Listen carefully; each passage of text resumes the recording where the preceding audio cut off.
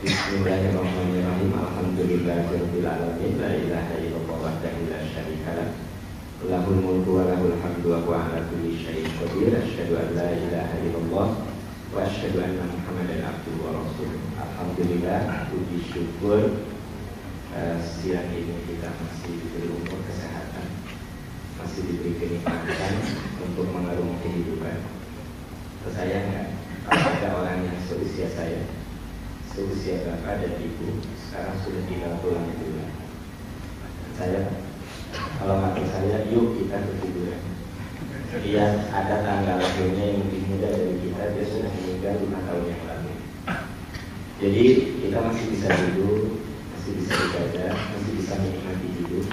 Itu yang harus kita syukuri. Hari ini kita akan bahas tentang makna sebuah tangisan. Siapa di antara rekan-rekan yang belum pernah menangis? Angkat tangan. Ya alhamdulillah. Jadi semuanya manusia. Karena hanya robot yang tidak bisa menangis. Selama kita manusia, kita pernah menangis, kita pernah tertawa. Itu dua fenomena yang selalu berdampingan.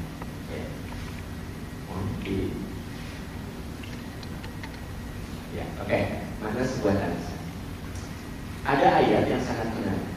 Allah berfirman, "A'udzubillahi minasyaitonirrajim, wa annahu huwa adhaka wa abka." Sungguh Allah telah membuat kamu bisa tertawa dan menangis. Dulu saya tidak mengerti kenapa ayat tertawa dan menangis disebut. Akhirnya saya baca sebuah buku yang ditulis oleh Profesor Eric Johnson, judulnya Brain is Learning. Saya katakan, kalau kita bisa tersenyum, tertawa dan menangis, itu menggambarkan intelektual kita masih bagus, psikis kita masih bagus. Bahkan tertawa itu bisa menunjukkan kecerdasan. Kalau saya bikin satu humor dan Anda langsung tertawa, berarti logiknya bagus. Yang ngeri adalah ketika saya bikin humor, 7 menit kemudian Anda baru tertawa. Nah, berarti kan logiknya mana? Nah, kalau di sini logiknya masih bagus. Nah, jadi cut langsung kan gitu. Dan Bapak bisa tertawa setelah mendengar sesuatu dari humor saya, lalu ada stimulus ke otak menyuruh untuk tertawa. Terbayang tidak? Kalau salah baca, saya bikin humor, Anda nangis. Itu artinya apa yang didengar dikirim ke otak kita, tapi salah alamat. Malah justru menangis. Makanya kata Profesor Eric Johnson, kalau kita masih bisa tertawa ketika ada stimulus untuk tertawa, ketika kita bisa menangis ketika ada stimulus untuk menangis, itu gambaran intelektual dan psikis kita masih bagus. Yang bahaya ketika udah nggak connect, itu bahaya. Gitu. Kalau rekan-rekan sudah tidak bisa tertawa ketika ada stimulus tertawa dan tidak bisa menangis ketika ada stimulus untuk menangis, tahu nggak? Itu satu langkah lagi menuju ke gila. Begitu gila, baru tertawa. Makanya orang gila itu fenomenanya dua, sedih dan tertawa. Ada orang gila sedih, itu tuh waktu sehatnya nggak bisa sedih. Ada orang gila ketawa, dan itu waktu belum gilanya nggak bisa ketawa. Kalau teman-teman kan alhamdulillah masih normal, ini kelihatan kamu. Artinya apa? Nah, akannya di sini nih. Wa annahu wa adhaka wa abka. Allah yang membuat kamu bisa tertawa dan menangis. Yang menarik, mari kita lihat tertawa dan menangis dihubungkan dengan apa? Wa annahu wa amata wa ahya. Dan sesungguhnya Allah yang memberi kematian, yang mematikan dan menghidupkan. Coba rekan-rekan perhatikan, senyuman, tertawa dan menangis dihubungkan dengan kematian dan kehidupan. Tahu nggak? Ada orang yang saat mati, ketika ada mati, ada kematian, itu ada dua fenomena. Fenomena tertawa dan fenomena meninggal. Ada saat ketika meninggal, orang hidup tertawa. Memang sih tidak tertawa, maksudnya hatinya tertawa. Alhamdulillah si troublemaker mati. Tertawa. Orang yang meninggalnya menangis. Tapi ada juga orang yang ketika meninggal, orang yang meninggalnya rohnya tersenyum, tertawa. Orang hidup menangis. Nanti kalau kita meninggal, kira-kira fenomena seperti apa? Tergantung kelakuan kita. Kalau kita sangat perhatian sama istri istri kita, sama anak kita, tanggung jawab dengan tugas-tugas di kantor kita, ya, jujur, penuh komitmen, ke kantor begitu, ke keluarga begitu, tahu nggak? Begitu meninggal, teman-teman kita akan merasa tidak, wah saya itu kerja di Pertamina sama dia bareng, pertama kali masuk bareng sama dia, 20 tahun udah orangnya top, konsisten, penuh komitmen, jujur, sangat penolong, dan almarhum itu susah saya cari teman kayak almarhum. Nah itu di kantor, kehilangan tuh teman-teman kantor. Di rumah istrinya mengatakan, anak yang paling gede, kalau jadi ayah, contoh bapaknya, mama rumah tangga 20 tahun itu nggak pernah dikecewakan sama bapak. Tadi teman-teman bapak kamu kesini, mereka semua mengatakan bapak kamu itu di kantor. Sayang kamu kalau jadi ayah, contoh itu bapak. Jadi orang hidup menangis. Almarhumnya tersenyum. Apa kata almarhum? Kodimuni, coba saya kuburkan, coba saya kuburkan. Kenapa tersenyum? Allah berfirman di dalam Al-Quran, ketika roh itu lepas dari jasad, malaikat mengatakan, Allah takhofu wa la tahzanu wa abshiru bil jannati allati kuntum tu'adun. Jangan takut, jangan khawatir, bergembira dengan kenikmatan. Jadi saat orang ada dua tertawa dan menangis. Yang harus kita usahakan kalau kita meninggal, dia tidak tertawa, orang hidup menangis. Yang paling ngeri kalau orang yang meninggal menangis, orang hidup tersenyum. Itu yang orang kantor nih kan, hati kita tersenyum. Susah dia bisa di bagian manapun masalah. Itu di bagian manapun bermasalah. Gitu. Di rumah tangga, istrinya ngomong ini ke anak yang paling gede. Masih. Kalau jadi ayah, pesan mama, jangan kayak bapak kamu. 15 tahun rumah tangga cuma nyakitin mama. Tadi teman-temannya ngomong ke mama, bapak kamu tuh parah. Tapi alhamdulillah bapak kamu tuh kayak gitu aja. Ya kan? Si almarhumnya menangis. Itu dijelaskan dalam surat Al-Munafiqun ayat 9-11. Ada orang yang saat syakaratul maut dia menangis. Dia katakan, Rabbi laula akhartani ila ajalin qarib fa asaddaqu wa akun minas sholihin. Tuhan tangguhkan kematian saya sesaat saja. Makanya Bu, Pak lihat nih. Ini tangisan dan senyuman itu dihubungkan dengan mati dan hidup. Kita hidup sekarang, dan hidup kan selalu ada senyuman dan tangisan. Kebahagiaan dan penderitaan itu ada, karena life is never flat, hidup tidak datar. Makanya ketika kita hidup, ada senyuman, ada tangisan. Saat mati, ada senyuman, ada tangisan. Tadi yang saya jelaskan. Terus yang menarik apa lagi? Yang ketiga, senyuman dan tangisan dihubungkan dengan rumah tangga. Wa annahu khalaqaz zawjayn dzakara wal untha. Sungguh Allah telah menciptakan kamu berpasangan dari laki dan perempuan. Kalau berpasangan dari laki dan perempuan itu kata para ahli tafsir punya makna, sungguh kami telah menciptakan kamu berpasangan suami istri. Ada nggak bahwa suami istri itu antara tanda-tanda kekuasaan Allah? Nah, Bapak Ibu yang sudah berumah tangga perhatikan, nggak ada rumah tangga yang senyum terus, pasti ada nangisnya. Nggak ada yang menderita terus, itu ada bahagianya. Karena rumah tangga itu selalu dihubungkan dengan senyuman dan tangisan. Kalau ada orang yang bisa membangun rumah tangga sampai puluhan tahun, 50 tahun, 60 tahun, catat, tak terbayang berapa ribu tetesan air mata yang menyiram di rumah tangga itu. Karena rekan-rekan perlu tahu, sesungguhnya rumah tangga itu ibadah terlama dalam hidup kita. Saya pernah selama di satu tempat, ada ibu-ibu yang udah sepuh dan tua. Bu, bapak masih ada? Ada. Katanya si bapaknya lebih kelihatannya sih aset dulu. Tapi kan sekarang udah butuh. Dulu ternyata ibu dengan bapak berumah tangga udah berapa lama? 52 tahun. Ibu nikah usia berapa? Saya nikah usia 18 tahun. Kalau bapak waktu itu berapa? Berapa? 22 tahun. Bayangkan si ibu itu nikah usia 18 tahun. Jadi si ibu itu dengan ibu bapaknya cuma 18 tahun, dengan suaminya 52 tahun. Saya dan Anda semua, kalau Allah masih umur yang panjang dan rumah tangga yang panjang, tahu kan kita akan banyak menghabiskan umur kita dengan pasangan hidup kita ketimbang dengan orang tua kita. Dari sekarang Makanya awas jangan salah pilih. Ini bagi yang belum nikah.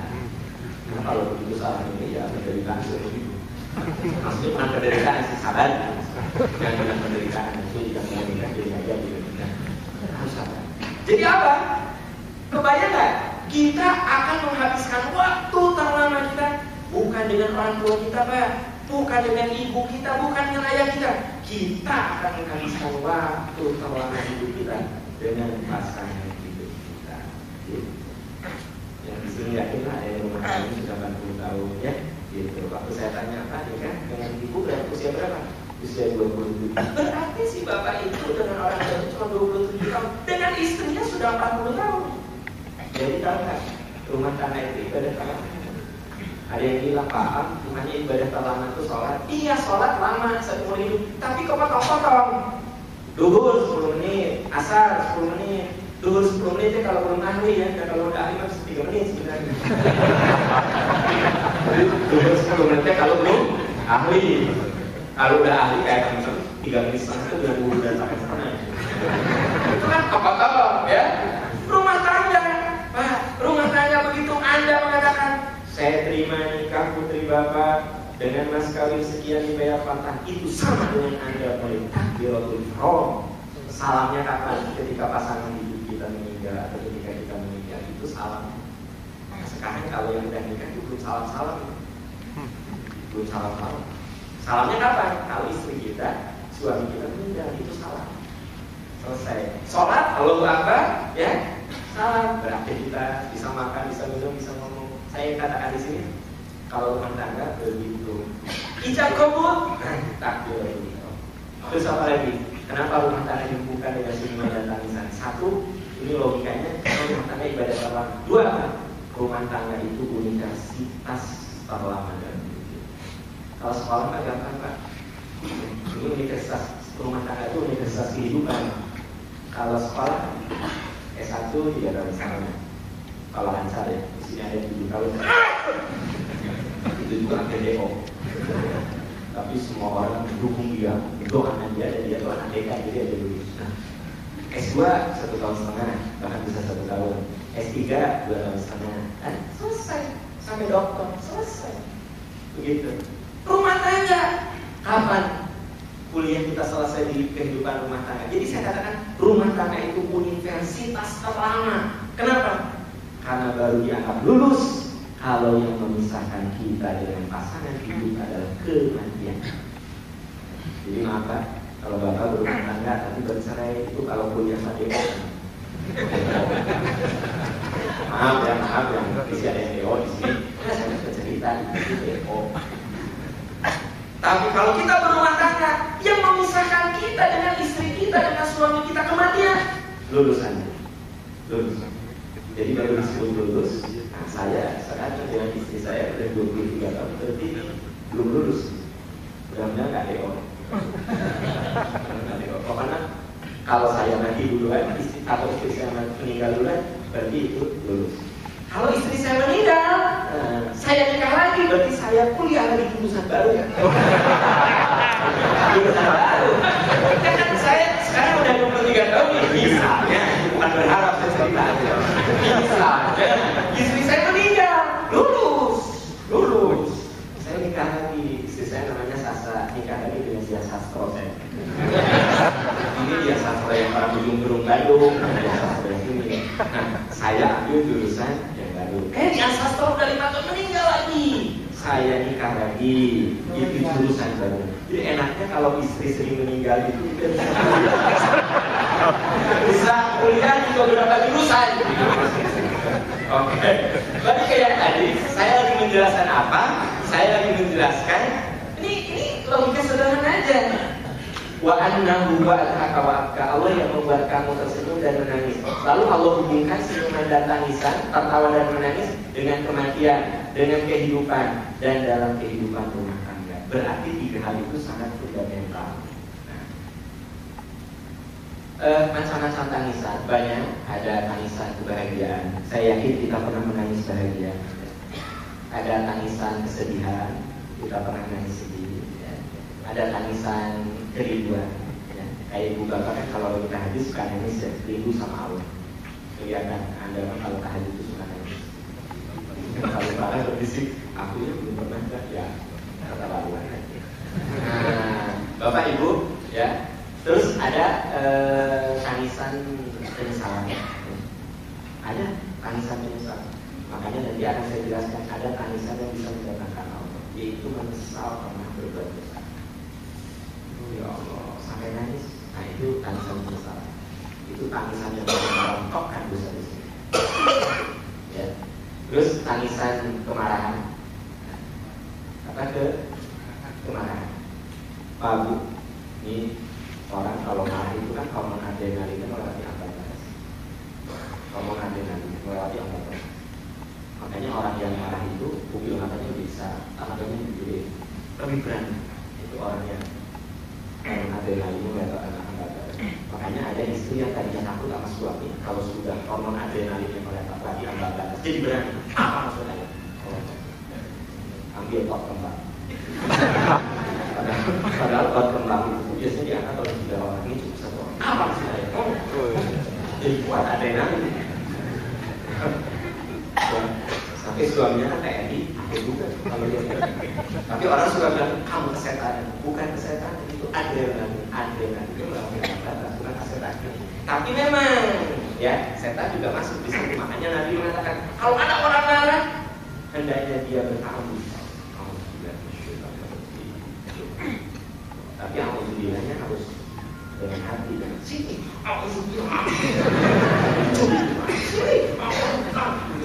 Bukan gitu, tapi saya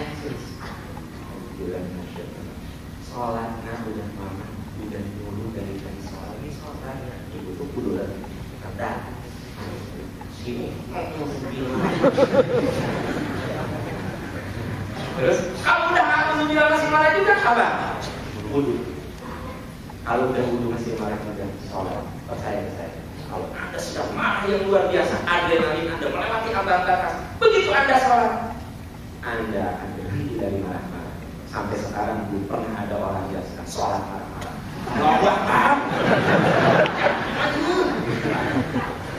Nggak ada. Lalu apa yang terjadi? Dia nangis.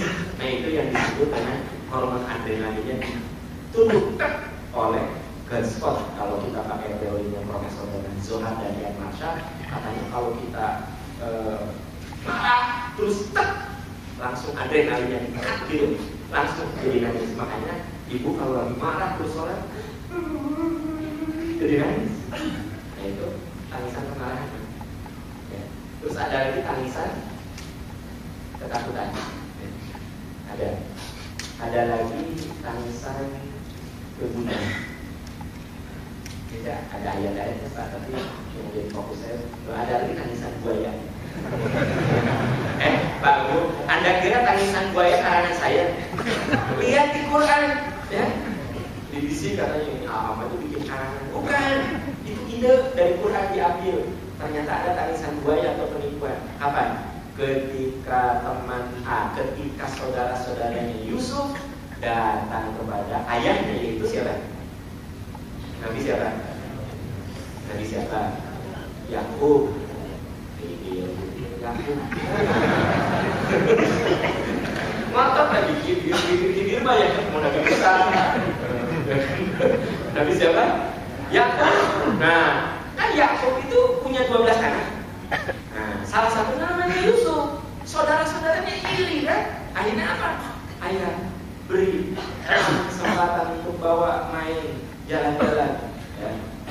Kata ayahnya, saya khawatir dengan adiknya. Tenang ayah, kami kakak-kakaknya pasti akan menjaganya. Akhirnya Yusuf dimasukin ke sumur, bajunya dilepas, lalu diambil binatang, disembelih, lalu baju Yusuf diolesi darah. Lalu dia bilang, ayah, di Quran dikatakan nangis, ayah, saudara tercinta kami dimakan serigala. Nangis, itu tangisan buaya. Ada. Jadi di Quran itu ada tangisan buaya. Tapi di Quran tidak disebut kemudian anak-anaknya Yakub bernangis dengan tangisan buaya. Nah gitu. Tapi kalau boleh fenomena itu dalam bahasa kita disebut tangisan penipuan atau tangisan buaya. Nah, terus yang terakhir itu tangisan Selamat tangisan keberkahan atau keselamatan. Nah, ini Pak, semuanya itu ada penjelasannya. Tapi yang ini mau saya perdalam adalah tangisan yang bisa mendatangkan keberkahan. Tangisan penipuan yang akan saya bahas nanti di waktu khusus. Banyak yang tersindir. Mendingan kita bahas tangisan keberkahan. Ada tangisan. Tangisan yang mendatangkan cinta Allah atau keberkahan. Bapak Ibu, kita harus memiliki tangisan ini. Apa yang pertama? Tangisan kehusyuan. Bapak Ibu pernah ibadah sholat wukuf di Arafah sampai menangis? Itu tangisan kehusyuan. Bersyukurlah. Apa kata Rasul? Sab'atun yudhilluhumullahu yawma la dhilla illa dhilluhu. Ada 7 kelompok manusia yang oleh Allah pasti ditolong, dilindungi pada hari di mana tidak ada perlindungan kecuali perlindungan Allah. Di antaranya apa? Rajulun dzakarallaha khaliyan faqadat ainah. Orang yang berdua-duaan dengan Allah hingga meneteskan air mata. Jadi kalau Bapak jadi yang dimaksud meneteskan air mata tidak selamanya itu maksudnya terharu, ya ada keterharuan gitu. Orang lagi tawaf Bismillahirrahmanirrahim nangis. Ada saat ketika kita mendoakan orang tua kita menangis karena ya Allah ya Rahman ya Rahim, ampuni kesalahan kedua orang tua hamba yakin kedua orang tua hamba pernah menangis demi kebahagiaan hamba, kedua orang tua hamba pernah bisa demi kebahagiaan hamba bisa begini ya Allah yakin karena doa-doa kedua orang tua hamba sampai nangis. Nah itu namanya menangis karena khusyuk. Menangis karena khusyuk. Yang kedua, menangis karena tadabbur Quran. Jadi kita baca Quran sampai Quran itu seolah-olah mengobok-obok hati dan perasaan kita. Gitu. Ketika kita baca firman Allah, ada ayat yang mengatakan Fabi ayyi ala'i rabbikuma tukadziban, nikmat mana lagi yang kamu akan dustakan. Sampai kita merasa terharu ya. Saya itu ternyata termasuk orang yang belum bisa syukur nikmat. Nah, artinya ketika kita baca Quran itu sampai menyentuh hati kita untuk menangis. Itu namanya menangis karena tadabbur. Gitu. Ketika kita baca ayat tentang berbuat baik kepada orang tua, kita katakan dalam hati, ya Allah, benar, saya belum menjadi anak yang bisa membuat orang tua bahagia. Sampai kita menangis. Itu namanya menangis karena tadabbur. Yang ketiga, menangis karena taubat. Nah ini yang saya tadi katakan. Ada orang yang saat taubat itu sampai menangis Pak, nangis gitu, ingat akan segala dosa, sampai mengatakan, aduh ya Allah, ampuni segala dosa-dosa hamba. Kita bisa membayangkan dosa-dosa kita, kemudian kita mohon ampun sampai kita menangis. Nah itu tetesan air mata yang meluluh lantahkan dosa-dosa kita. Ya. Umar bin Khattab itu kata Umar, semua dosa sudah saya lakukan. Kata Umar, semua dosa sudah saya lakukan. Tapi apa Pak? Umar itu kata pembantunya, tiap sholat menangis. Kata pembantunya, Tuhan, saya lihat kalau engkau sholat tidak menangis. Kenapa engkau selalu menangis? Apa kata Umar? Bagaimana aku tidak menangis? Aku ingat akan dosa dan kesalahan. Tapi aku yakin ampunan Allah itu sangat luas. Dosa-dosa sangat banyak, tapi ampunan Allah jauh lebih luas dari dosa-dosaku, kata Umar. Itu artinya tangisannya melahirkan menangis karena taubat. Nah, yang keempat, tangisan yang bisa mendatangkan cinta Allah itu menangis karena belum bisa bersyukur. Belum bisa dalam arti belum bisa secara maksimal bersyukur, ya. Gitu. Makanya Pak Bu, kalau kita ingin masuk kelompok ini, sholat itu sudah jangan karena ingin karena takut neraka, jangan itu tuh kelas abal-abal. Pak, nama sholat jangan takut disiksa sama Allah. Abal-abal. Bu, kenapa rajin tahajud jadi ibadah? Dia ingin surga. Dia ingin surga itu abal-abal. Boleh kita ibadah ingin surga itu boleh. Boleh kita ibadah takut neraka boleh. Tapi tahu nggak? Yang hebat kalau kelas teman-teman di sini harus sampai titik. Kenapa kamu rajin ibadah? Saya ingin berterima kasih sama Allah. Nikmat yang Allah berikan kepada saya tak terhingga dibanding dengan amal saya ada apa-apa. Nah,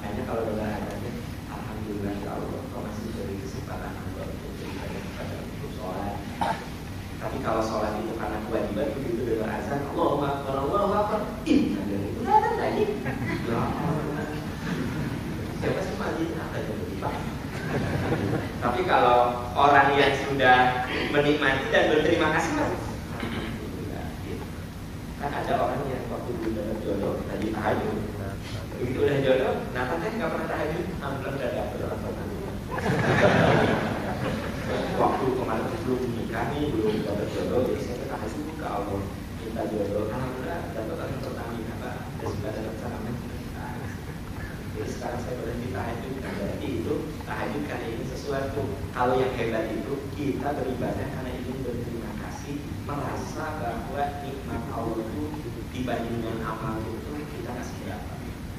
Nah, ini 4 macam tangisan yang bisa mendatangkan cinta Allah. Sebut saja tangisan yang mendatangkan keberkahan. Maaf Pak, karena waktunya singkat, ini sebenarnya surat dan ayatnya ada semua. Surat dan ayatnya ada semua. Ya. Nah, terus tentu kita semua berharap memiliki cara supaya bisa menangis karena khusyuk, tadabbur, taubat. Gimana caranya supaya 4 macam tangisan itu bisa kita miliki? Ada rumusnya. Pertama, hiasi diri dengan ilmu. Jangan dianggap sepele nih majelis sangit itu menghiasi, mengasah jiwa kita. Yang kedua apa? Ya. Asah diri kita dengan ibadah-ibadah sunnah. Jadi sholat itu bukan hanya sholat yang wajib saja, sunnah juga. Saum bukan hanya yang wajib, sunnah juga. Jadi kata Nabi SAW bahwa inna ahabbal a'mal ilallahi adwamu hawain qawla. Amal yang paling dicintai Allah itu yang konsisten sekaligus sedikit. Bapak Ibu habis sholat baca 3 ayat itu lebih Allah suka daripada 1 Ramadan tamat 30 juz setelah itu 5 tahun karena baca ayat. Kamu nggak pernah baca ayat? Alhamdulillah 2000 tahun 2010 ini sudah tamat 1 bulan. Mendingan 3 ayat itu yang disebut inna ahabbal a'mal ilallahi adwamu hawain qawla. Amal yang dicintai Allah itu yang kontinu sekaligus sedikit. Apalagi kalau banyak. Jadi yang Allah suka itu kontinuitasnya. Kan olahraga juga gitu Pak ya. Yang bagus itu kontinuitasnya. Walaupun cuma setengah jam olahraga itu, tapi konsisten itu lebih bagus untuk kesehatan daripada 3 bulan olahraga langsung 4 jam. 4 bulan olahraga langsung 5 jam. Nah itu nggak bagus. Yang bagus itu tiap hari walaupun cuma setengah jam jalan kaki itu lebih bagus. Ya. Nah terus yang berikutnya asah jiwa kita untuk mencintai fakir, miskin, anak yatim. Kata Nabi, seorang sahabat bertanya, ya Rasulullah, bagaimana caranya supaya hati saya gampang tersentuh? Apa kata Rasul? Fatimil masakin wamsahor saliyatana. Berbagi dengan fakir miskin dan usap kepala anak yatim. Nah, Pak Bu, yang dimaksud mengusap kepala anak yatim bukan gini kata pembagi asuhan ya, ngomong ke ketua yayasan, maaf kan anaknya dibagiskan. Dua-dua aja tuh. Usap kepalanya satu-satu. Makasih Pak ya, anak-anak ya, makasih ya. Assalamualaikum. Lalu maksud mengusap kepala anak yatim itu mencintai dengan sepenuhnya. Nah, terus yang berikutnya apa? Hati-hati, bersihkan hati dari cerita-cerita yang memang akan merusak. Begini Pak, begini cerita. Lihat. Tangan saya ada air yang berisi air. Coba tetesi dengan setetes ya air coklat. Lama-lama apa? Ini air coklat. Lalu kasih setetes air ini. Lama-lama air coklatnya habis. Hati kita gitu loh Pak. Kalau hati kita sendiri memasuki dengan hal-hal yang negatif, pola pikir kita dari kotor. Makanya orang mengatakan, bukan orang sih, para ahli hikmah mengatakan lisan itu etalase hati. Lisan itu etalase hati. Begitu hati kita bersih, ngomongnya bersih. Pasti ngomongnya bersih. Coba kalau hati saya bersih, Anda sedang sakit, pasti enak ngomongnya. Bapak sakit apa? Tipes Pak. Udah berapa dia lama dirawat di sini? Dan 3 hari Pak, insya Allah sembuh. Allah Maha Penyembuh. Percayalah Bapak sedang disayangi Allah. Seluruh rasa sakit Bapak itu menghapus dosa. Enak ada yang enak karena hati saya bersih. Begitu saya sakit, Anda nengok saya. Sakit apa Pak? Tipes. Oh, udah berapa hari Pak? Dan 3 hari. Oh Pak, kalau teman saya yang meninggalnya hari ke-5. Meninggalnya hari ke-5. Kita juga hari ke-5. Bahkan teman saya Pak nggak separah Pak parah bisa. Teman saya yang nggak parah itu meninggal. Di Jakarta itu Pak, sekarang udah masih bahkan katanya saya baca di forum ada 8 orang yang meninggal karena tipes. Adik-adik takut-takut Pak yang 9. Kotor Pak, lisan saya kotor, hatinya bakal kotor, ya. Coba, Pak Agus mana? Kan kelihatannya. Iya Pak Agus lagi wisuda anaknya Pak. Alhamdulillah, udah punya sarjana. Bilang ke Pak Agus selamat ya, mudah-mudahan berkah. Selamat, saya itu senang, enak kan? Pak Agus mana? Itu wisuda anaknya. Anak yang mana Pak? Itu anak yang pertama. Anak pertama, padahal itu anak pondok pisan. Saya kan gurunya parah. Selalu orang yang punya sesuatu pelanggar itu anak. Saya kan gurunya parah. Masa udah sarjana? Aku saya.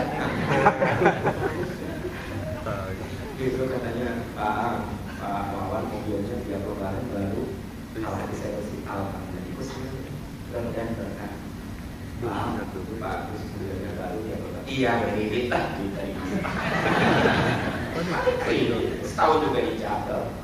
Ya ampun, akan pulang. Ya beda di bawah saya. Hatinya tuh orang kalau bisa, makanya bersihkan hatimu Pak dari pikiran-pikiran yang kotor. Itu sebabnya apa katanya? Kalau satu perusahaan ini maju, yang terdengar itu selalu yang positif, atmosfer. Tapi kalau yang terdengar itu negatif, makanya saya sedih dengan bangsa kita. Ngomongnya itu tidak menggambar orang yang berhati bersih. Kita boleh kritik, tapi kan kalau tidak nggak santun. Jadi saya kalau orang kritik presiden sedih, ya kalau dia jadi presiden juga jangan lebih parah dari sekarang. Kalau itu boleh, tapi yang santun. Saya suka bicara sama mahasiswa saya. Kalian boleh kritik dosen, boleh kalian kritik dekan, tapi cobalah jangan kayak preman gitu, bawa spanduk ya, bakar ban gitu, nggak usah pakai jaket alma mater ketemu sekretaris rektor. Bu, saya pengen ketemu dengan rektor kapan? Kalian duduk cerita ke rektor. Nah itu kan santun. Islam itu mengajarkan udu ila sabila rabbika bil hikmah. Aja tidak lakukan dengan hikmah. Walau mau ibadah hasanah, kata-kata yang bagus, kata-kata bagus itu penting. Dan di negeri ini kadang-kadang kata-kata yang tidak mencerminkan orang-orang yang berakhlak sebenarnya. Gitu. Oke, nah ini masalahnya. Karena gosip, fitnah, omongan-omongan dusta akan merusak hati. Yang berikutnya, asal jiwa kita dengan jiwa sabar, syukur, pemaaf. Saya ingin tanya, sulit syukur apa sulit sabar? Sulit syukur apa sulit sabar? Kayak di sini para ahli berselisih paham. Terserah dari perselisihan apa, saya mencoba menengahi perselisihan para ahli yang mengatakan lebih sulit syukur dari sabar. Saya ingin tunjukkan ayat. Nanti Bapak Ibu baca ayat. Gini, kalau bicara syukur, Allah cuma bisa berfirman gini. Wa may yashkur fa innama yashkuru li nafsi. Siapa yang syukur, kebaikan syukur itu untuk diri. Tapi kalau sabar gini, Al-Baqarah Ali Imran ayat 200. Ya ayyuhalladzina amanu sabiru, orang yang beriman sabar. Wasabiru, tingkatkan kesabaran. Warobitu, dan waspada dengan bisikan-bisikan keputusasaan. Ya, kalau sabar itu sabar kamu, tingkatkan kesabarannya, waspada dengan bisikan keputusasaan. Berarti menurut ayat itu isyaratnya sulit sabar apa sulit syukur? Ibu punya suami yang ganteng, pintar, kaya, dermawan, itu ibu syukur ya. Sulit mana dia punya suami buntut, bodoh, miskin, terbelakang ya. Ibu lebih kuat mana kan ibu? Nah, jadi harus lebih sabar kan? Hidup itu apa? Sabar itu butuh energi kan? Makanya sabar kami, tingkatkan kesabaran ini, waspada dengan keputusasaan. Terakhir, ya. Kita harus mengasah kecintaan kita. Nah itu kalau itu ada kaitan dengan poin pertama. Dan yang terakhir itu adalah yang kedua.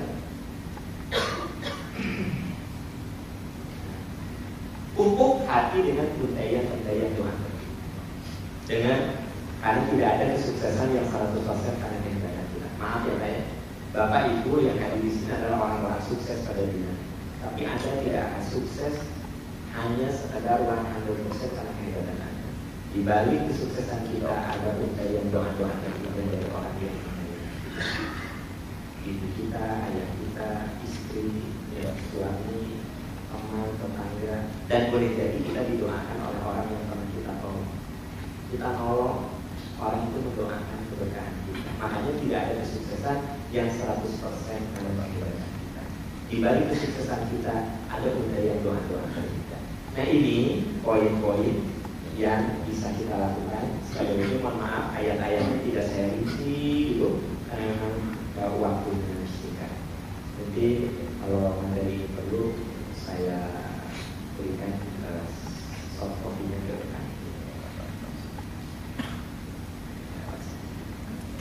Oke, itu saja. Sudah melewati 7 menit. Tidak ada tanya jawab, tidak ada kesimpulan. No question, no discussion, atau conclusion. Itu saja yang bisa saya sampaikan. Mohon maaf kalau ada hal-hal yang tidak berkenan. Mari kita tundukkan kepala kita dan hati kita sejenak. Kita akhiri dengan Allahumma inni as'aluka bi anni asyhadu annaka antallah la ilaha illa anta al-ahadus samadul ladzi lam yalid wa lam yulad wa lam yakul lahu kufuwan ahad. Ya Rahman ya Rahim ya Aziz ya Ghafur Rahim ya Allah. Ampuni segala kejahatan kami, maafkan segala kekeliruan kami. Bimbing kami semua dengan hidayah-Mu, dengan cinta-Mu, dengan rahmat-Mu, sehingga kami merasa nikmati jalan kebenaran dan kebaikan. Ya Allah ya Rahman ya Rahim. Kami yakin kedua orang tua kami pernah bisa demi kebahagiaan kami. Kedua orang tua kami pernah menangis demi kebahagiaan kami. Kedua orang tua kami pernah sakit demi kebahagiaan kami. Kami yakin sebagai anak tidak bisa membalas segala kebaikan-kebaikan mereka yang tak terhingga. Ya Allah, dengan segala kerendahan hati kami mohon, ampuni kesalahan kedua orang tua kami, maafkan segala kekeliruannya, tempatkan kedua orang tua kami di sisi-Mu dengan kemuliaan, dengan penuh kemuliaan. Ya Allah, masukkan kedua orang tua kami dalam surga. Naungi kedua orang tua kami dengan rahmat dan cinta, sebagaimana mereka tidak pernah berhenti menyayangi dan mendoakan kami. Ya Allah ya Rahman ya Rahim, karuniakan kepada kami anak yang soleh, anak yang bersumber keberkahan untuk kehidupan dunia dan akhirat kami, anak yang akan menjadi kebaikan dan keberkahan setelah kami meninggalkan dunia yang fana. Ya Rahman ya Rahim, kami yakin suatu saat kami akan berpulang kepada Ya Allah. Andai roh dan jasad kami suatu saat berpulang, panggil kami dalam keadaan husnul khotimah, wafatkan kami dalam keadaan husnul khotimah. Rabbana hab lana min azwajina wa dzurriyyatina qurrata a'yun waj'alna lil muttaqina imama. Rabbana hab lana min azwajina wa dzurriyyatina qurrata a'yun waj'alna lil muttaqina imama. Rabbana atina fid dunya hasanah wa fil akhirati hasanah wa qina adzabannar. Subhanaka rabbika rabbil izzati amma yasifun wa salamun alal mursalin. Amin ya arhamar rahimin. Amin ya rabbal alamin. Alhamdulillah.